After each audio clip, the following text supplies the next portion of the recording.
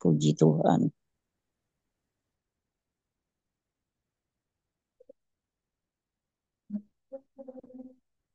Shalom, selamat pagi semuanya. Bersyukur, berterima kasih pada Tuhan. Kalau pagi hari kita boleh bangun dengan tubuh yang diberkati, dengan kekuatan kesehatan yang baru yang datang daripada Tuhan. Kita ada di akhir pekan lagi, dan sekaligus kita juga ada di awal bulan yang baru lagi hari ini.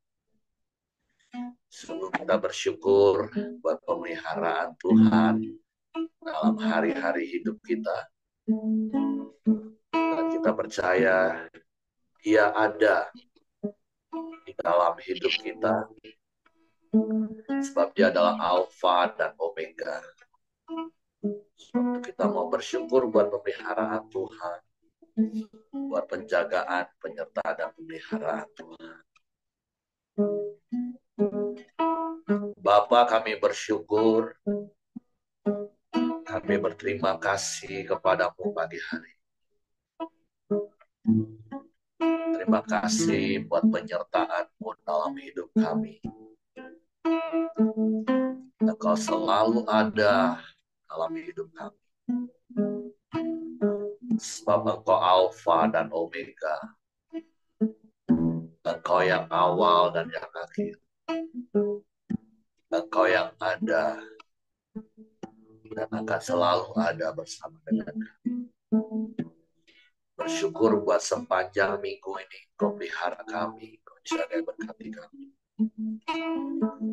Bahkan kami bersyukur kami memasuki bulan yang baru lagi. Sungguh ajaib Engkau Tuhan.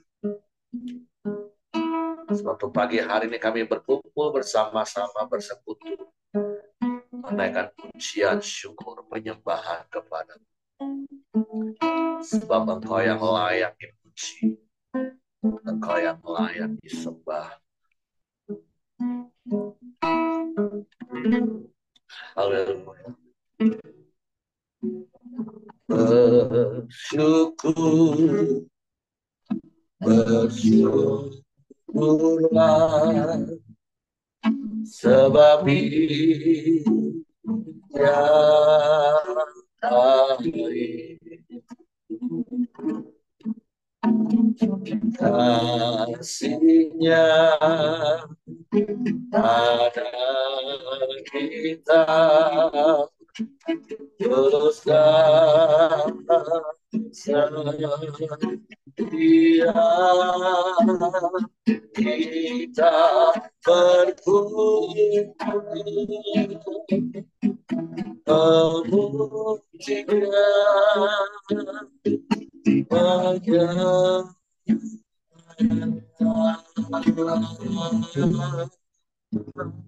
kita bermasmur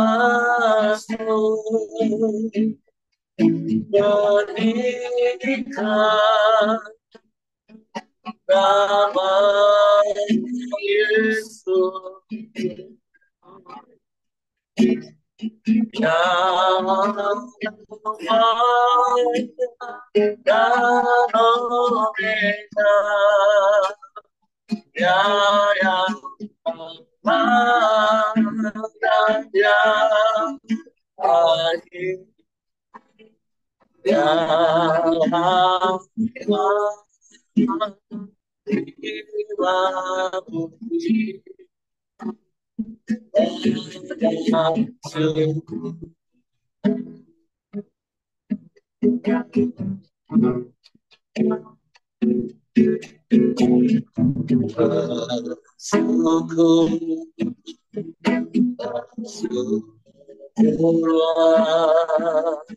sebab Dia baik. Kasih-Nya pada kita teruskan setia, kita berkumpul memuji Dia,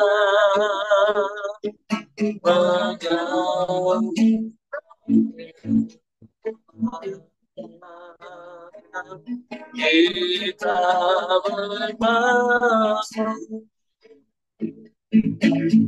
berikan damai Yesus yang dan Omega, ya yang awal dan yang akhir, ya terima puji hormat syukur. Bersyukur, bersyukurlah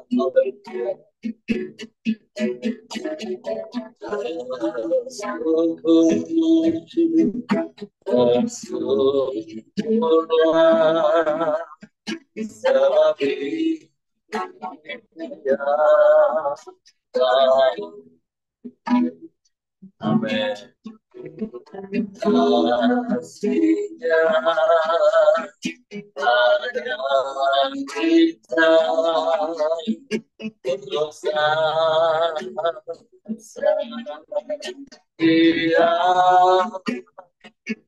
kita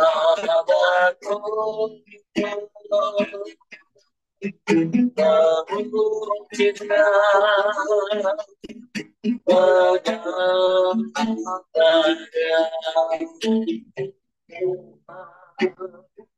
kita bermasuk berikan kawan Yesus yang Alfa dan Omega, ya yang awal dan yang akhir, yang terima puji hormat syukur.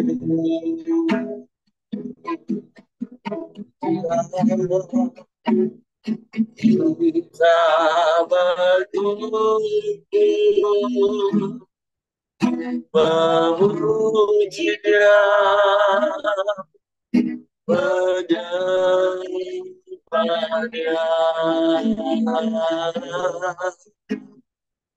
Kita bermasuk berikan damai Yesus yang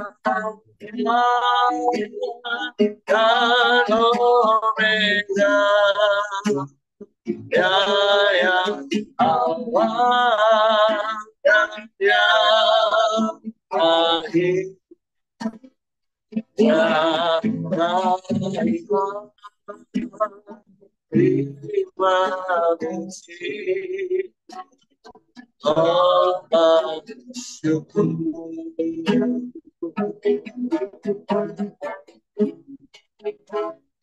Ya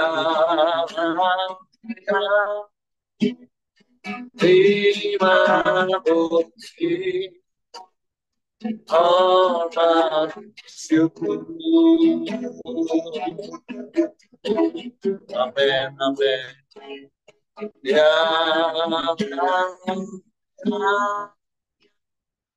terima puji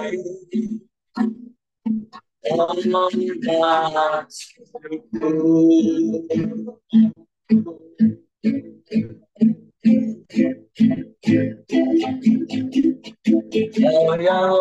Ya terima puji Kau yang layak terima kemuliaan, hormat pujian syukur kami bagimu.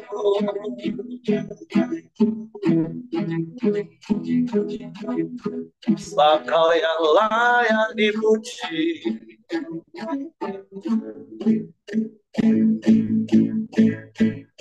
yang layak disembah,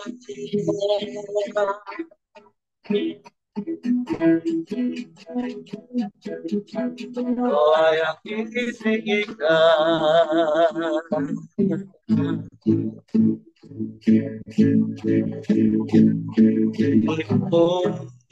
Muliakan Engkau,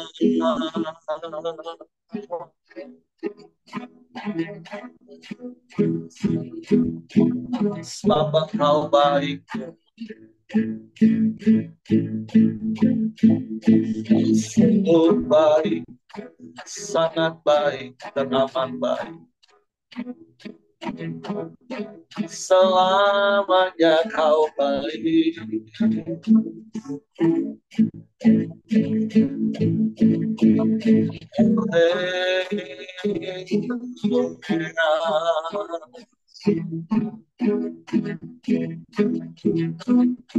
Pujilah namamu Tuhan,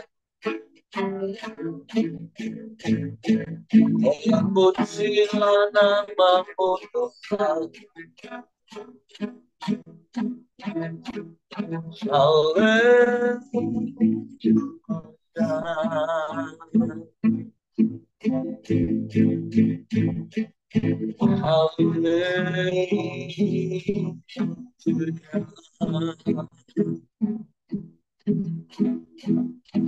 Kami bersyukur, kami bersyukur,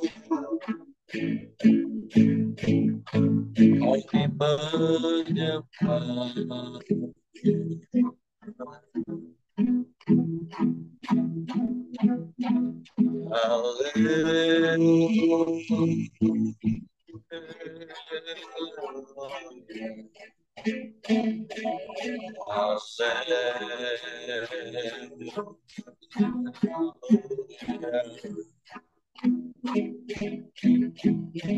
Terpujilah namamu,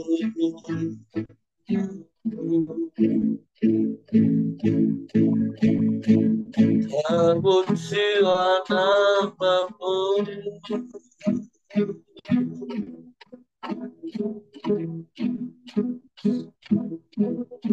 Terima kasih.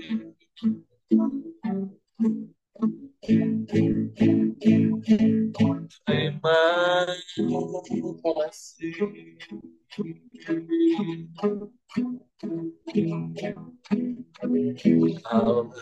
Haleluya.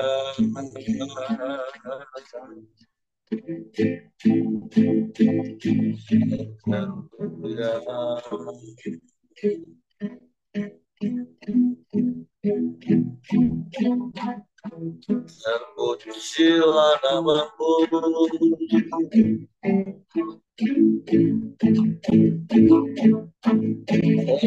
terpujilah namamu.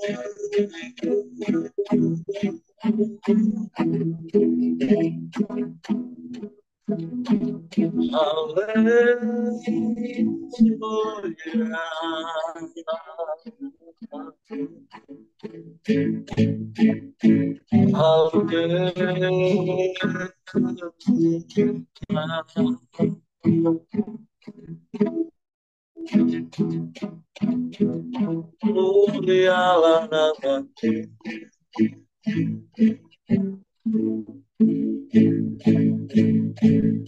mulia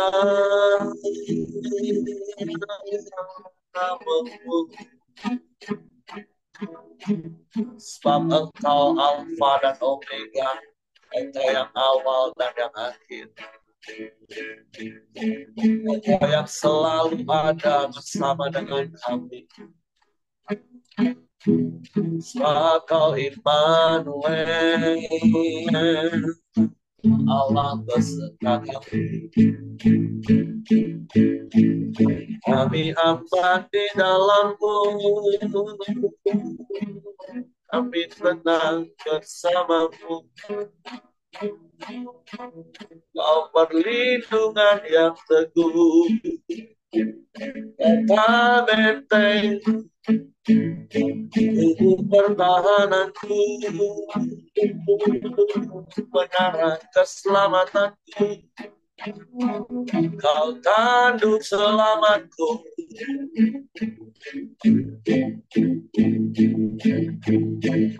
aman di dalam-Mu, Yesus Tuhan.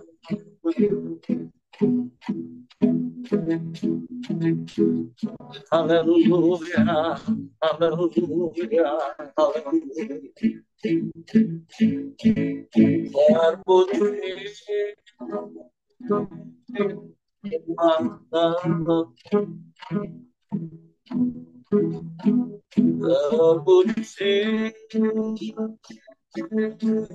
namamu Tuhan.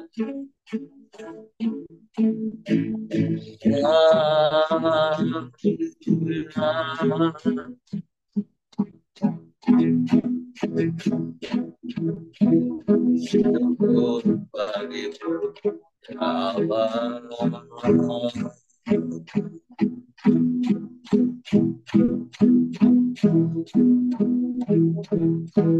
Engkau baik, sebaik, sangat baik, sangat baik, selalu baik, selamanya kau baik. Yang berkesudahan kasih setiamu, tak habis-habisnya rahmatmu. Terpuji namamu.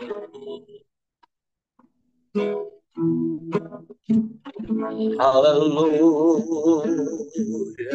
haleluya. Daripada mulah datangnya pertolongan kami, dan tak pernah terlambat pertolongan-Mu bagi kami Tuhan. Ebenezer, Ebenezer, sejauh ini Engkau yang menolong kami. Kami bersyukur,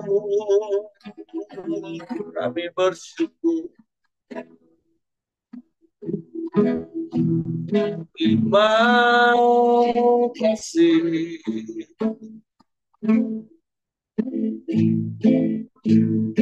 Engkau Allah yang mengasihi, Kau Bapa yang baik. Kau berikan Yesus bagi kami. Karena perkara yang lain adalah perkara yang mudah bagi untuk mengerjakan bagi kami. Bersyukur, terima kasih. Pemeliharaan-Mu sempurna dalam hidup, penyertaan-Mu ajaib bagi kami. Terima kasih, terima kasih. Syukur,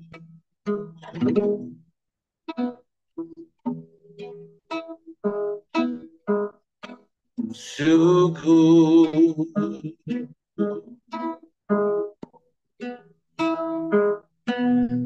Sebab Engkaulah segalanya dalam hidup kami.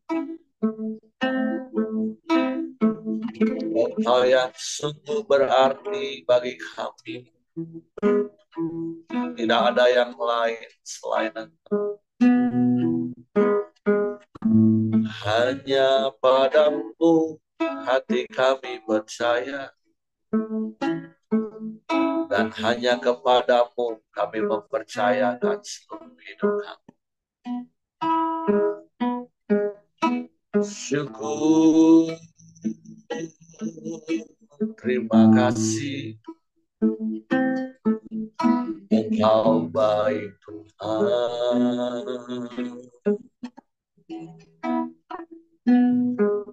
Terpujilah namamu,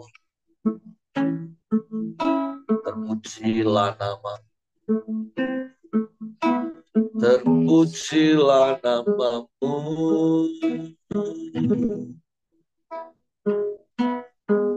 Terima kasih Tuhan, terima kasih.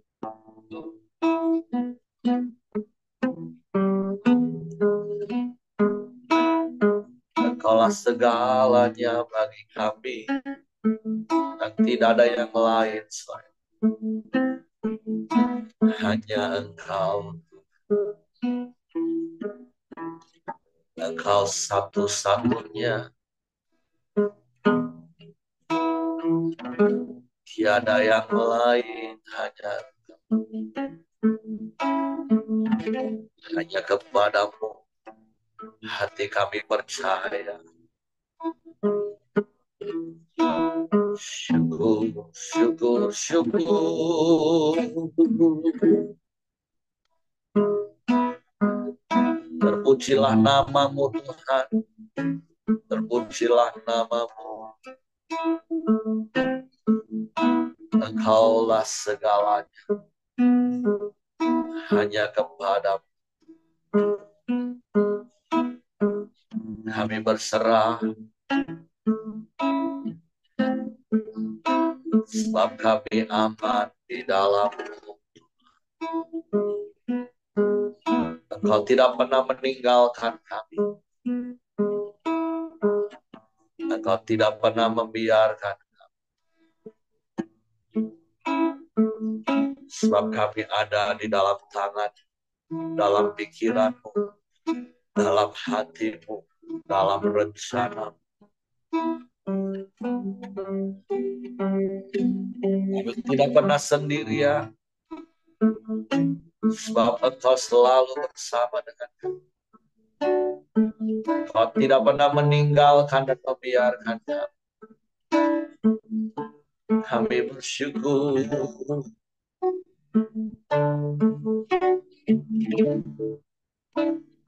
Ku di tangan-Mu, ku di hati-Mu, di pikiran-Mu, di rencana-Mu. Tak pernah ku sendiri.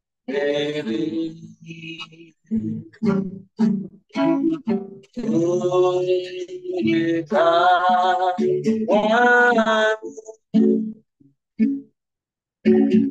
ku di hati-Mu,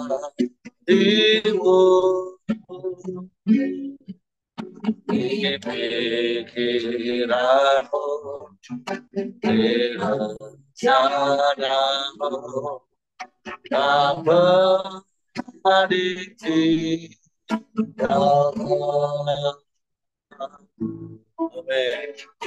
Ku di tangan-Mu,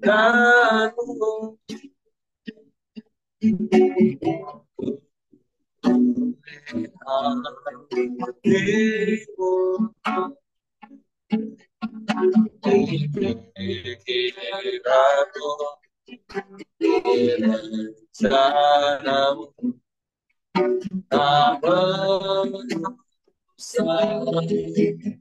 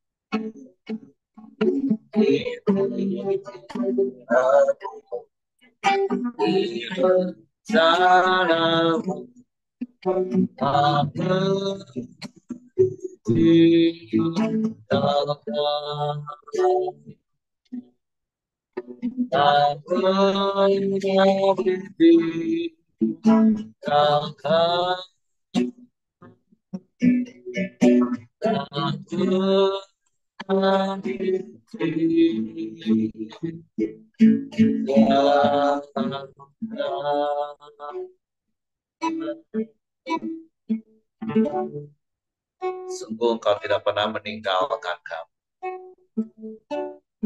Engkau tidak pernah membiarkan kami. Engkau selalu ada bersama dengan kami.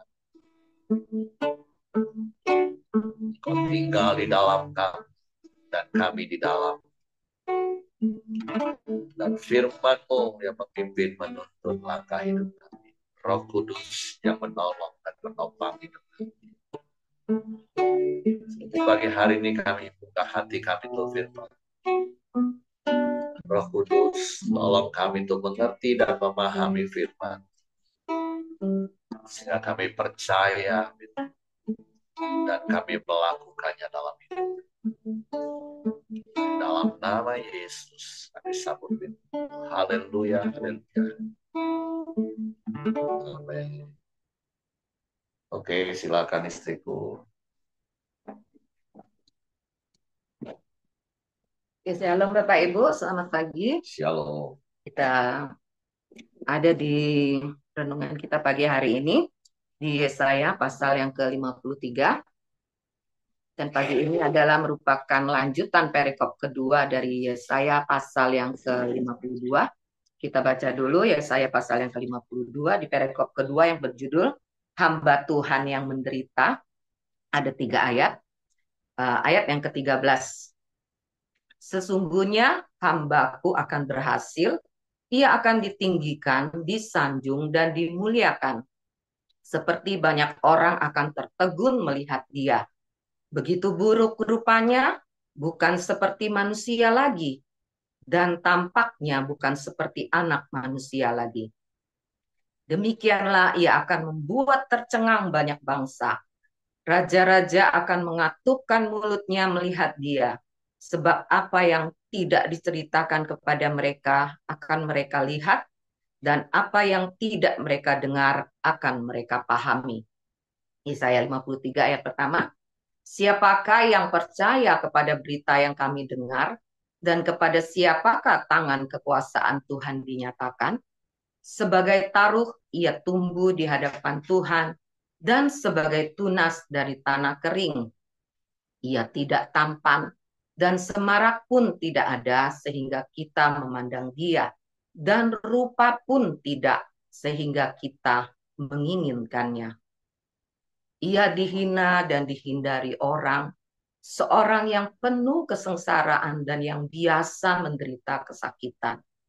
Ia sangat dihina sehingga orang menutup mukanya terhadap dia, dan bagi kita pun dia tidak masuk hitungan. Tetapi sesungguhnya penyakit kitalah yang ditanggungnya, dan kesengsaraan kita yang dipikulnya. Padahal kita mengira dia kena tulah, dipukul dan ditindas Allah. Tetapi ia tertekam oleh karena pemberontakan kita.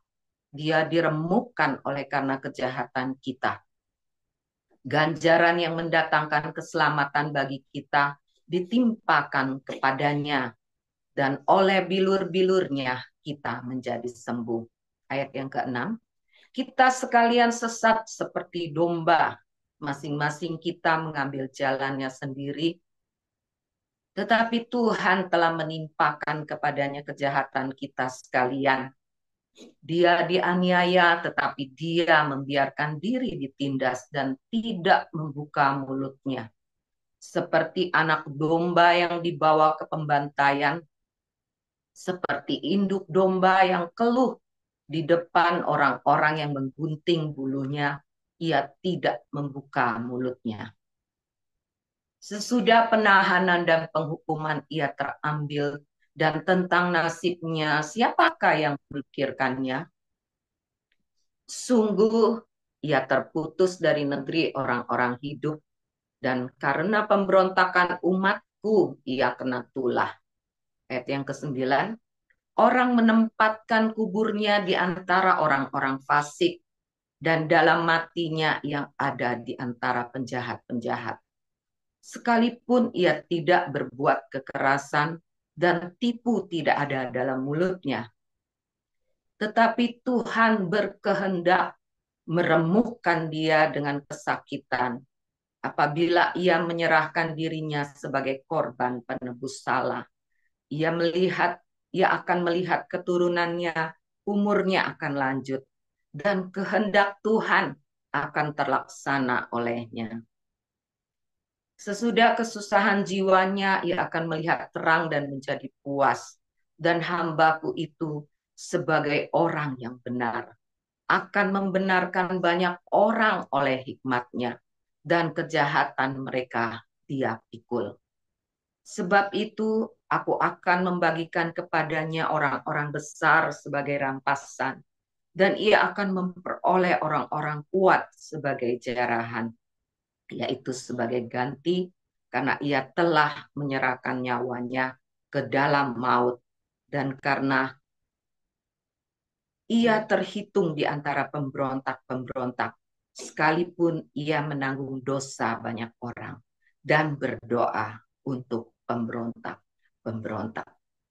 Nah, Bapak Ibu, kita tahu bahwa kitab Yesaya itu adalah kitab nubuatan, dan khususnya di pasal 53 ini adalah merupakan gambaran tentang Mesias, tentang Yesus, ketika Yesus harus menjalankan misi penyelamatan. Dan kita juga tahu bahwa nubuatan ini sudah digenapi, rentang waktu ketika Nabi Yesaya bernubuat sampai kepada jalan salib, sampai kepada jalan penderitaan yang harus Yesus jalani di Golgota, itu rentang waktu kurang lebih 700 tahun. Nah, melalui nubuatan Yesaya ini, apa yang bisa kita dapatkan Bapak Ibu? Dengan secara jelas, terperinci, kita bisa melihat bagaimana gambaran dengan jelas fisik yang dialami oleh Yesus ketika dia harus menghadapi untuk melakukan kehendak Bapa. Kalau kita baca di dalam Yesaya 53 itu di dalam ada 3 kali bahwa memang itu Tuhan kehendaki apa yang harus dijalankan oleh Yesus. Kalau di dalam terjemahan masa kini itu di ayat yang kedua itu berkata begini, Tuhan menghendaki hambanya itu seperti tunas dan tumbuh di tanah yang gersang. Terus di ayat yang ke-10 juga itu dengan jelas dikatakan, tetapi Tuhan berkehendak meremukkan dia dengan kesakitan apabila ia menyerahkan dirinya sebagai korban penebus salah. Nah, Bapak Ibu, dari apa yang kita sudah kita baca tentang jalan salib, tentang Via Dolorosa, tentang penderitaan, ada kata yang menggelitik saya, yaitu di ayat yang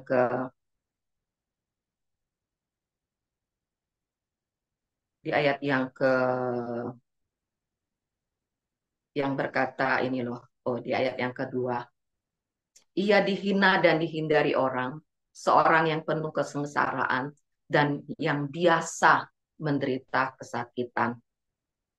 Ada 2 terjemahan itu mengatakan biasa menderita.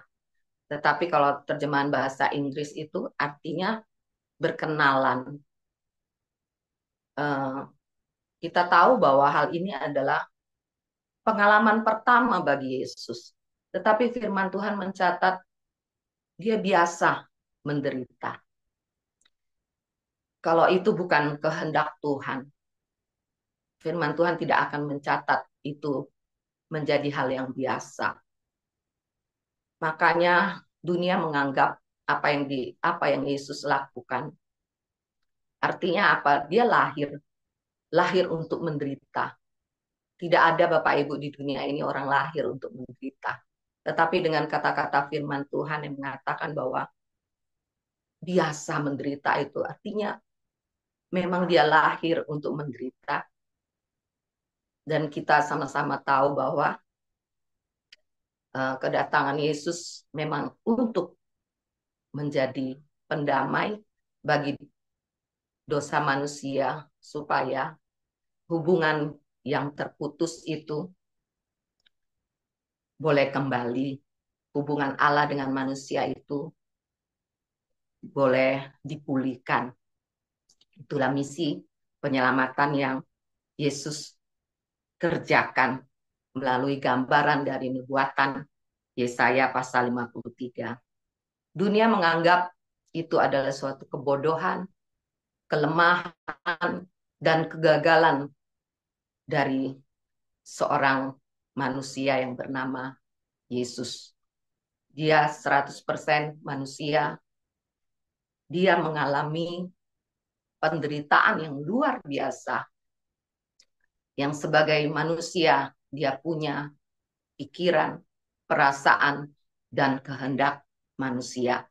Seperti yang kita sudah baca, rupanya pun tidak dikenal dari mulai ujung rambut sampai ujung kaki, bagaimana Yesus mengalami penderitaan.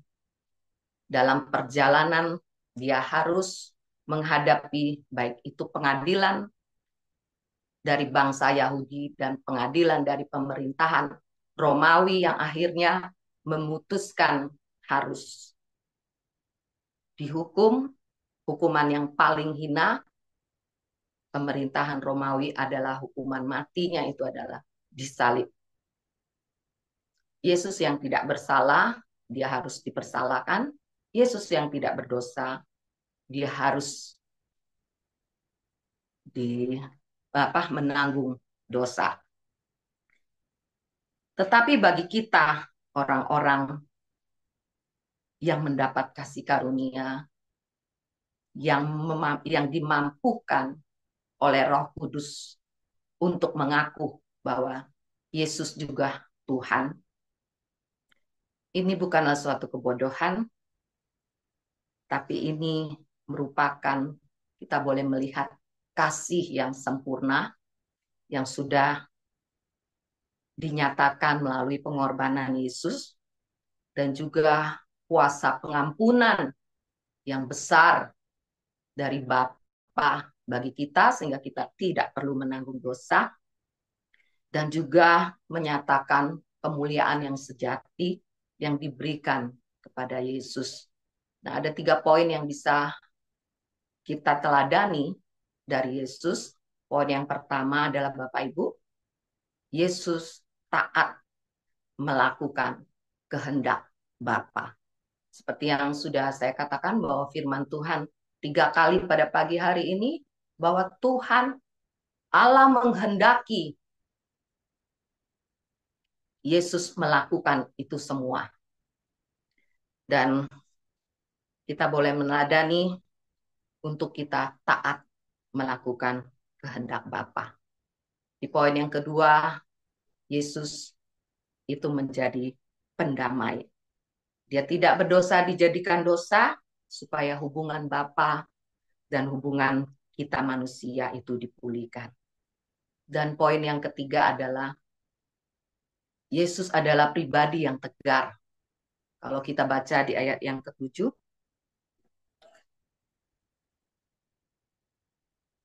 dia dianiaya, tetapi dia membiarkan dirinya ditindas dan tidak membuka mulutnya. Seperti anak domba yang dibawa ke pembantaian, seperti induk domba yang keluh di depan orang-orang yang menggunting bulunya. Ia tidak membuka mulutnya. Nah, Bapak Ibu, apa sih penderitaan yang paling menderita yang pernah kita alami? Itu tidak akan pernah sebanding apa yang sudah Yesus tanggung. Percayalah bahwa segala yang kita hadapi itu tidak akan pernah seperti yang Yesus hadapi.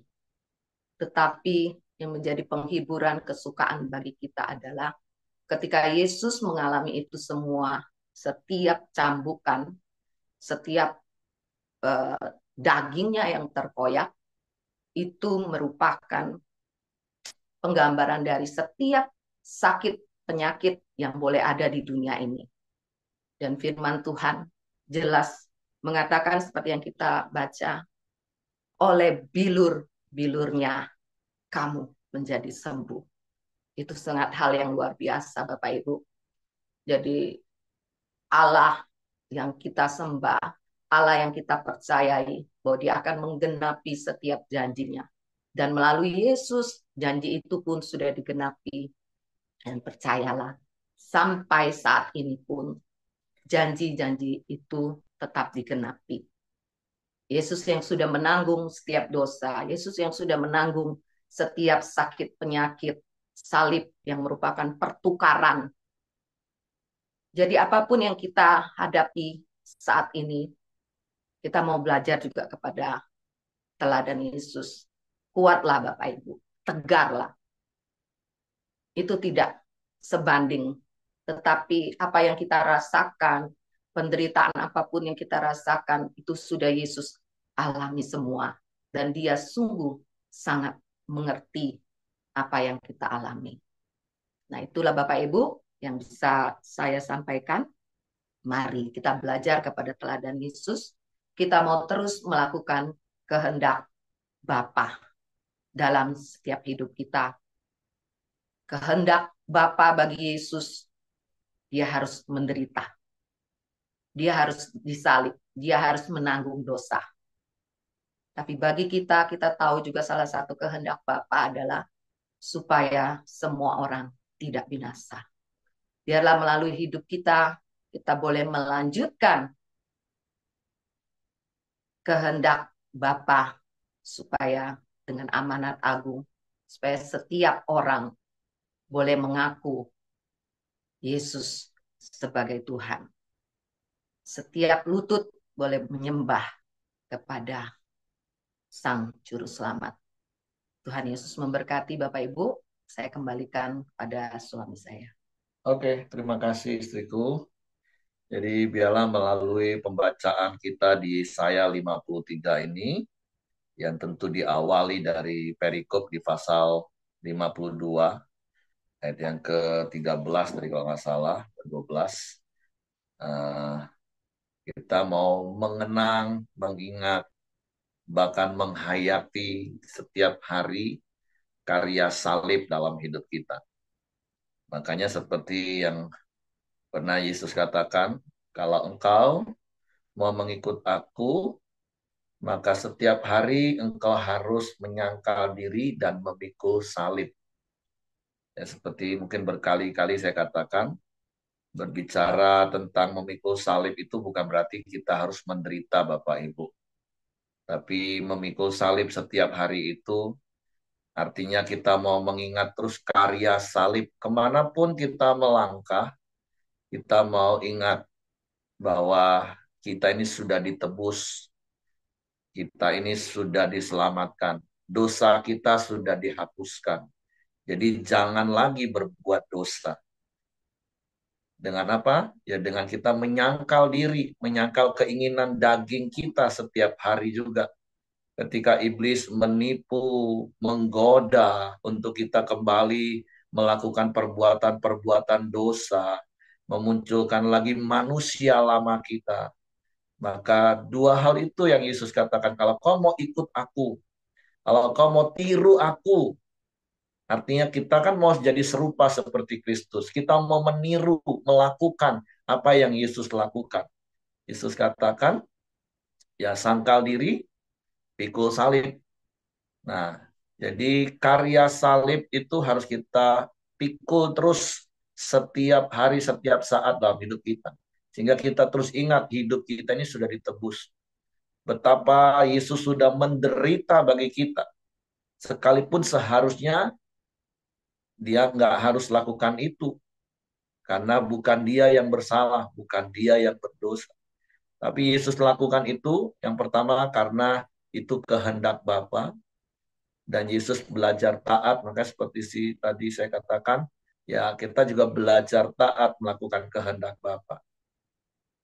Nah, jadi mari Bapak Ibu, ketika kita membaca firman, merenungkan firman, Biar firman itu benar-benar menguasai hidup kita, mengendalikan hidup kita.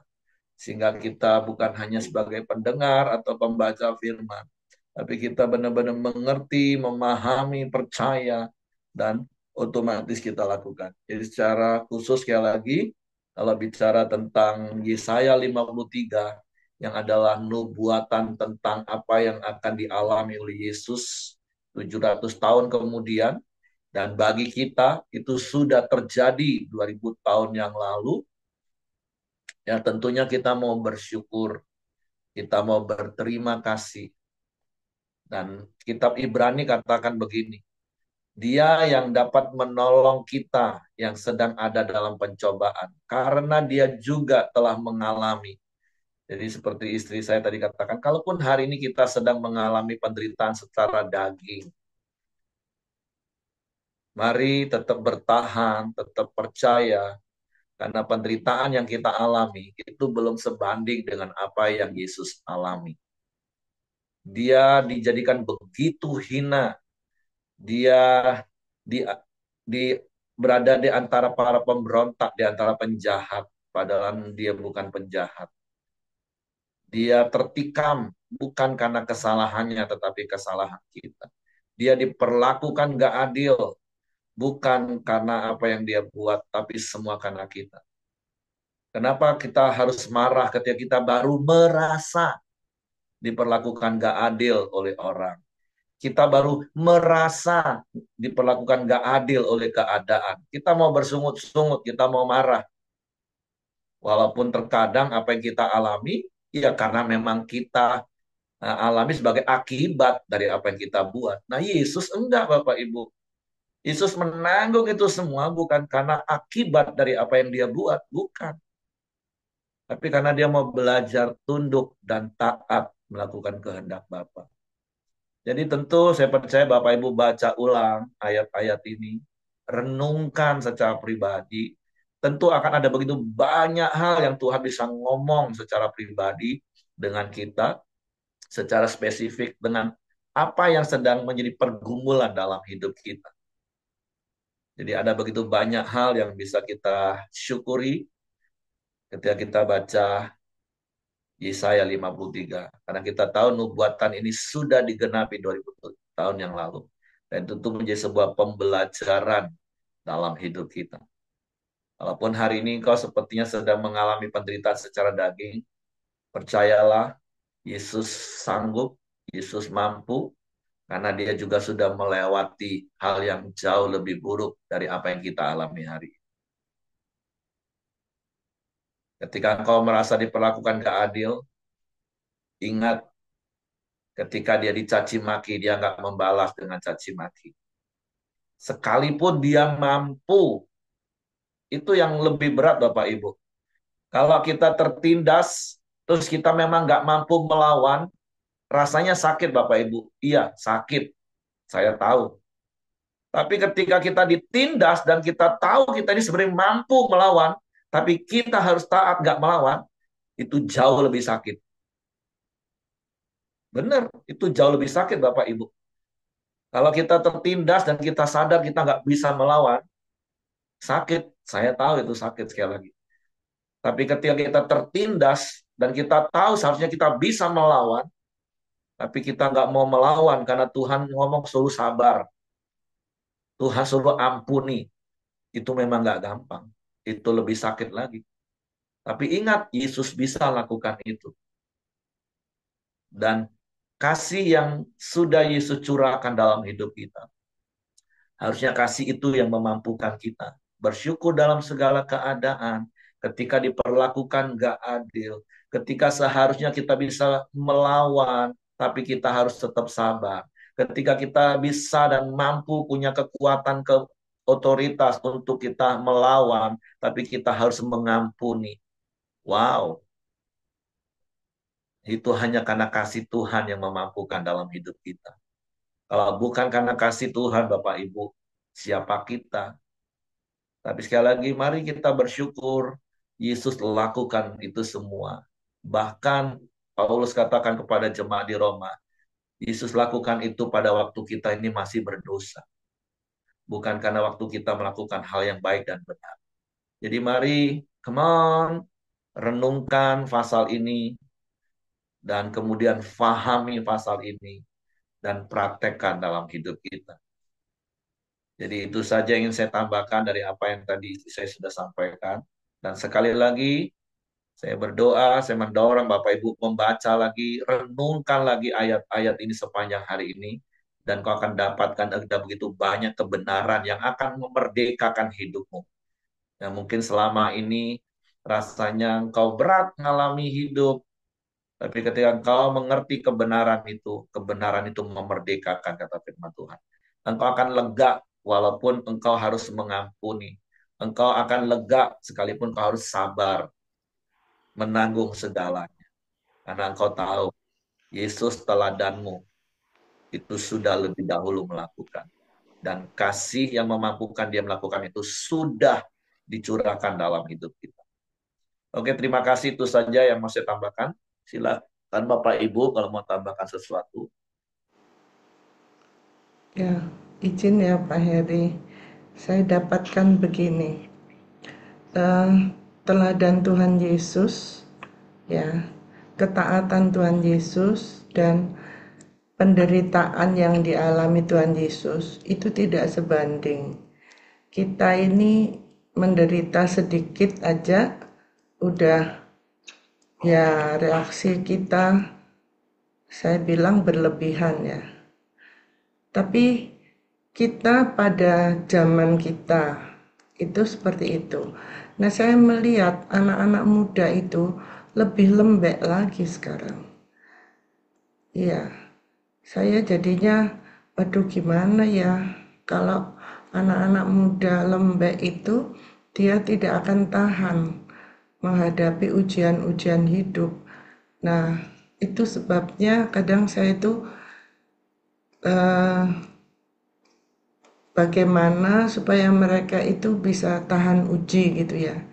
Itu nggak banyak ngomong, tapi apa yang saya alami aja dia lihat gitu. Nah, kalau sudah seperti itu, sudah itu yang saya lakukan supaya mereka kuat dalam ketaatan hidup ini. Terima kasih Pak Heri, puji Tuhan. Oke, terima kasih Bu Mirianti. Ya, kalau bicara untuk generasi ini, ya mungkin ada andil bagi kita mendidik mereka terlalu memanjakan maksud saya. Karena kondisi kita waktu mereka lahir, keadaan kita sudah jauh lebih baik, bukan waktu seperti kita lahir dalam kondisi susah, sulit. Tapi ya tentu mari kalau hari-hari ini kita yang masih punya anak, apalagi anak-anak yang kecil, golden time mereka 0 sampai 7 tahun, 7 sampai 13 tahun. Mari minta hikmat Tuhan untuk mendidik mereka sejak masa kecil mereka dengan kebenaran firman Tuhan. Jadi kasih itu bukan memanjakan, kasih itu lembut dan tegas, mendisiplin. Kalau memang perlu didisiplin, anak salah ditegur, bukan dibelain. Tapi ya balik-balik, mari biarlah hikmat Tuhan menuntun kita.